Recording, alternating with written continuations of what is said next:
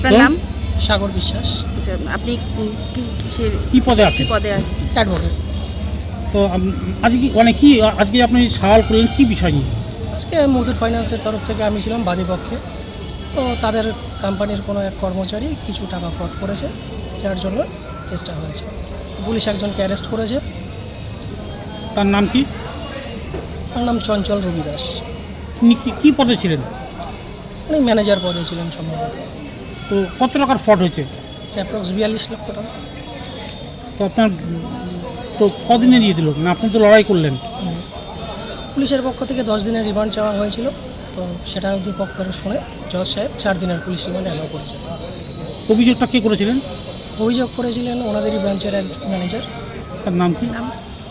পার্থপ্রতিম বাবু। তার ভিত্তিতেই তার ভিত্তিতে এখানে কি এই টাকার পরিমাণটা কি আরও বেশি হবে? এটা পুলিশ এখন তদন্ত করবে।